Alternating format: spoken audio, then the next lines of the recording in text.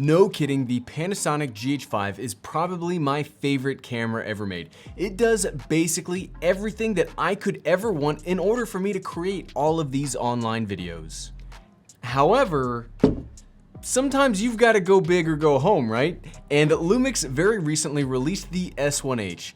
Now, this isn't necessarily an update to the GH5, but it's a full-frame camera with a lot of the same features and even more features kicked up to 11. However, those updates aren't cheap, and the S1H does come with a much bigger price tag and a much, bigger physical body to boot. So today what we're going to talk about is, should you spend the money to get the first approved Netflix hybrid camera, or does the old trusty workhorse maintain its position as the best overall camera? Let's find out. What's up, everyone? I'm the Everyday Dad, and if I can figure it out, you can figure it out. Look, it's no secret, I shout it from the mountaintops, I am absolutely bonkers for the Lumix GH5. This camera's been with me all over the country. I've used this for over the past 18 months for everything from these talking head videos to all of my B-roll. It's just, it is the perfect camera, which is probably why I made a video calling it the perfect camera. Legitimately, there isn't another camera out there that does what this can do. Well, there wasn't until about 2-ish months ago when this behemoth dropped. The Lumix S1H does everything that the GH5 can do and more. It matches it and exceeds it in recording specs, better color science, better IBIS, better low light, better everything. Except that price tag. And really quickly, before we get too far into the video, I am a huge Lumix fanboy, and if they wanted to chat with me, I wouldn't be against it, Lumix, if you're watching, I'm just saying. But these are my two personal cameras that I paid for out of my own personal money. Plus, I'm not a filmmaker, I make home videos and I make YouTube videos, so no matter how much you might want to yell at me, that's what this video is going to cover. And yes, I will be shooting 30 frames per second with this bad boy. So there are 3 major categories that I compare all cameras against: video quality, ease of use, and overall ecosystem / upgrade path. And let's get to it. First up, video quality. While this isn't going to be an intensive video in the specs department, I did want to bring up some of the major differences in recording capabilities between the two cameras, because there is normally the GH5, when I compare the GH5 to something, the GH5 comes out on top, but the gulf is, it's on the S1H. The GH5 can record up to 4K 60 frames per second, 420 8-bit internal, and up to Cinema 4K 24 frames per second, 422 10-bit internal, which to this day ranks it among the elite in the camera world. And it does all of this with no additional crop. It includes a pretty beefy all-eye 400 megabits per second codec.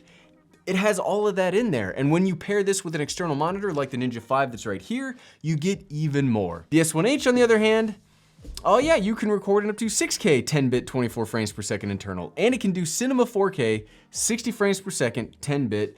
It does have an additional crop to make it roughly APS-C mode when you do that. It also has a wide-ranging options in the 5.9K department and a host of other frame rates and resolutions. This easily has the most recording options of any camera that I've ever seen, and I've seen a lot of cameras. Basically, the S1H is a 6K/5K camera, and the GH5 is a 4K camera. When it comes to slow motion, they also have access to the variable frame rate mode, which lets you do both in 1080p up to 180 frames per second. The GH5 is a 20.3 megapixel micro four thirds sensor with a micro four thirds lens mount. I really like it, even though a lot of people complain about micro four thirds. The S1H, on the other hand, has a 24 megapixel full frame sensor with the Leica L mount. You can see it right there. It's gorgeous. Both have incredible in-body image stabilization, and both are using Panasonic's depth from defocus autofocus, which we will talk more about later. Okay, that's enough of the specs. I just wanted to tell you what each could do, but what matters most is, how does the image quality actually look? This is gonna be tough. This is really gonna be tough because I think both cameras look fantastic. Now, I'm gonna borrow a quote right now. I did not come up with this. This is a quote from a couple of years ago from one of my favorite YouTube channels called Craft Show, and they called the GH5 a revolution in a box. And I've been stealing that line since then, because you buy one of these and you're set. The image quality is fantastic. You've got anamorphic support, good enough dynamic range, and beefy enough files that you can push them around in post or match them to just about any other camera when you use the log profile that you can get in here, the Vlog L. And there's no really other way to put this. The S1H is nuts. I'm having trouble, as I was writing this script out, I'm having trouble writing out how I feel without just using filler hyperbole. the image quality out of this camera is hands down the best I've ever seen on any camera I've ever used. And again, I've used a ton of cameras in the past. I've even used cinema cameras in the past, and this is the best image quality I've ever gotten. This is the color science behind Panasonic's high-end VariCam cinema camera line and includes their full log profile. So this gets full V-Log, this gets V-Log L. This has even more dynamic range, and while I've only recently started dabbling in using log recording profiles, and usually they are a huge pain in the butt to work with, besides Canon C-Log, which was my favorite until now, the full V-Log here is super easy to work with and has insane levels of dynamic range and highlight retention. I'm basically going to stop referring to the S1H as a full frame GH5 because it isn't.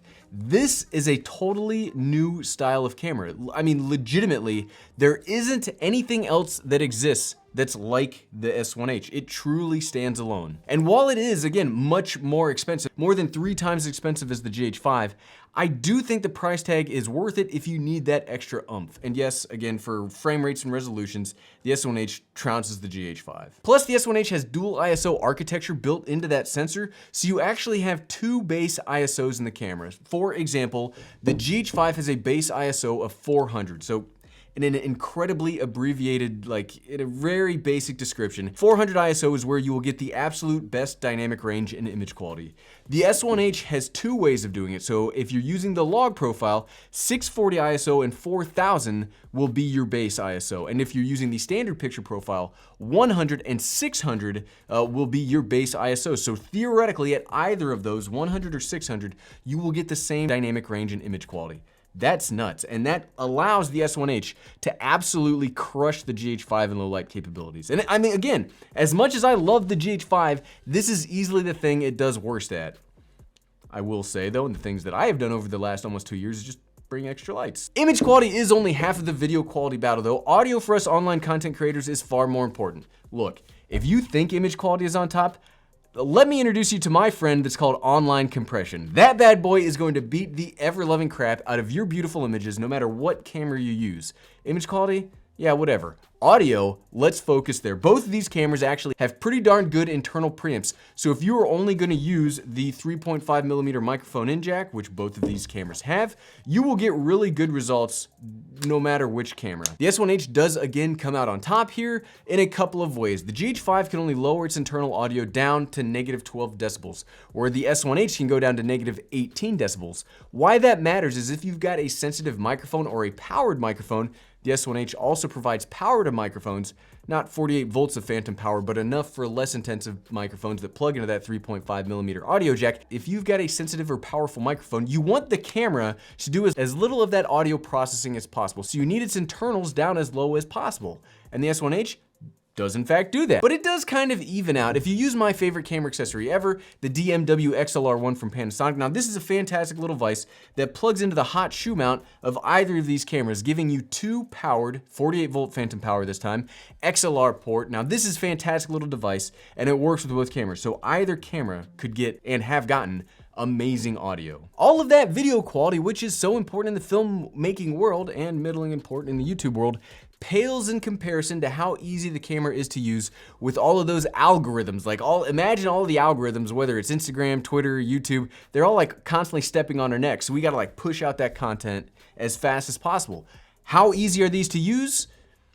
Well, they're both better and worse than each other in different things. Again, different styles of cameras. So the ways they are similar is they both have super customizable camera bodies. I mean, you can basically take either of these bodies and set it up however you want. And that is something that I absolutely adore in Panasonic cameras. I hate when brands lock you into their vision for the camera. They're like, oh, well, our engineers decided that this button needs to do this button needs to do that, period. And they don't give you the ability to customize it.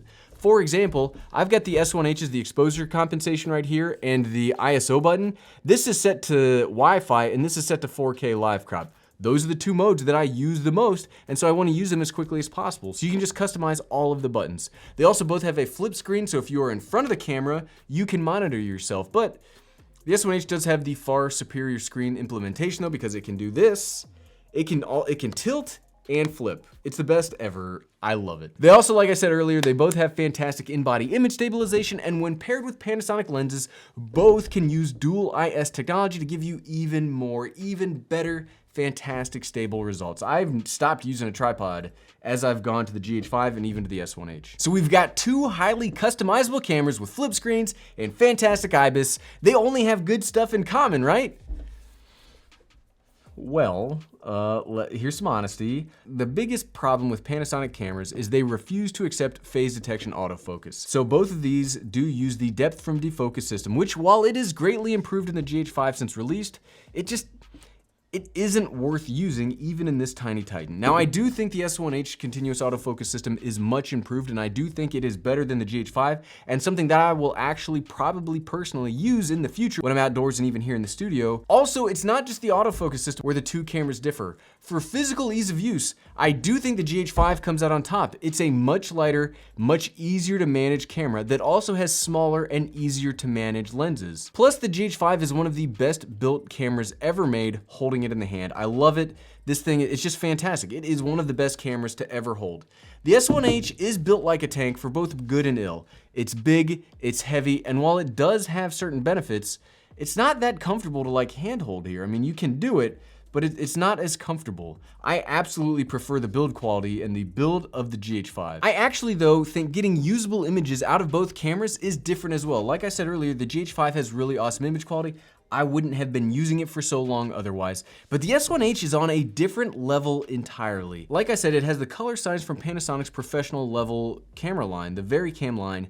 It's fantastic. I've never gotten images like I've gotten out of the S1H in camera before. And like I said, we've used cinema cameras, we've used a ton of cameras here on the channel. But it's not just that the image quality is good. I mean, we wouldn't be mentioning this again in ease of use if it was just that it was good. It's crazy easy to get those fantastic colors. I'm not a colorist by any stretch of the imagination. Heck, like I said, I've only recently started using log format. This full vlog is currently my favorite picture profile of all time. It looks great in both 8 and 10-bit, and I cannot wait to see how it looks with the ProRes RAW option that is hopefully coming to the S1H here soon. TLDR, too long and didn't read, they both are great in different ways.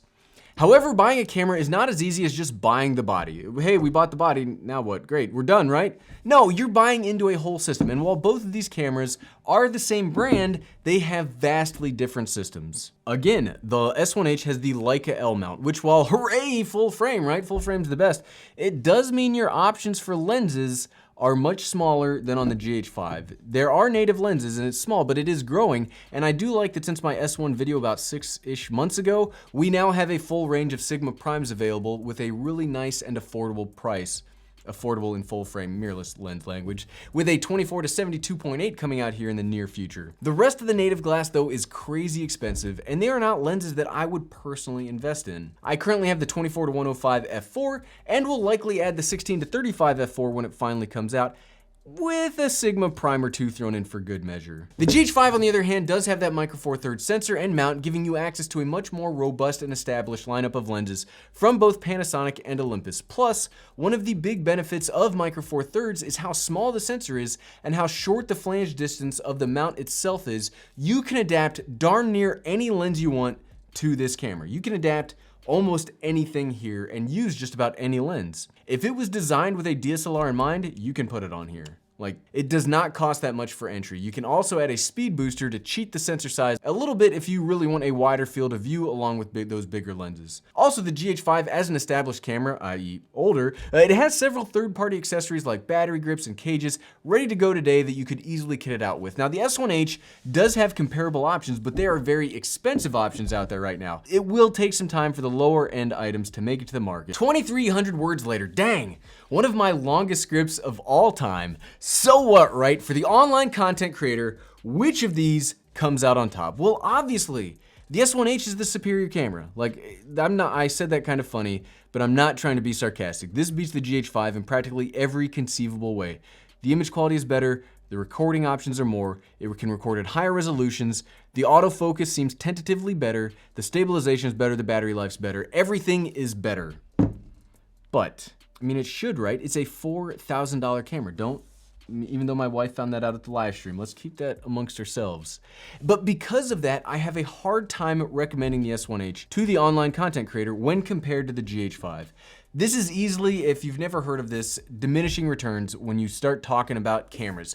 The higher and higher end video cameras you go, you have to start paying much more to get smaller and smaller improvements. Don't get me wrong, I love the S1H and we'll start using this as my main camera very soon, as soon as we're done making this series of videos about it. But I have a very specific requirement that this fills. Unless you find yourself to be like me, I will continue recommending the GH5. Like I said in the beginning, this is a revolution in a box, and for many years to come, this will continue to be the standard powerhouse in the video marketplace.